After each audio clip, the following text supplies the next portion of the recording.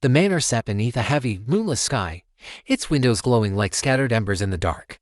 Inside, the silence felt alive, thick, waiting, as if the walls themselves knew something terrible was coming.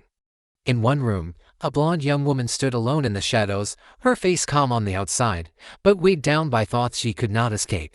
She leaned against the wall, listening to the quiet, as though she could hear danger approaching long before it arrived. Elsewhere in the manor, an old man lay in bed, tense and restless, his body bound by weakness but his mind still sharp with fear.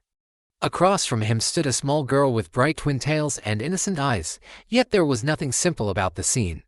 Her expression was serious now, almost unnervingly so, as if she had already stepped beyond childhood and into something much darker. She clutched what looked like a bucket, then turned sharply, caught in the middle of a moment that felt both playful and threatening at the same time. Outside, beyond the manor's walls, the night opened into a vast and ominous red glow on the horizon, like a fire rising behind a cliff.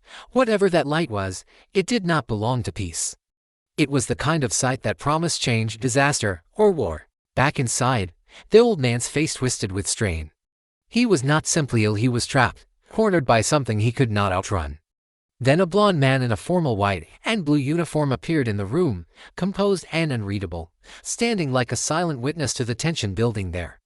The little girl turned, the older woman watched, and the blonde young woman looked on with a wary, lowered gaze. For a moment, the room was filled with nothing but glances and spoken warnings, and the weight of secrets.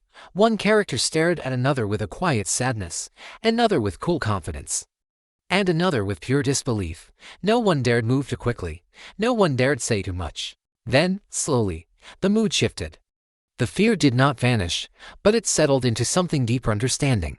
The blonde woman stood before the light, framed by fluttering curtains and drifting leaves, as if the whole world had paused to watch her decide what to do next.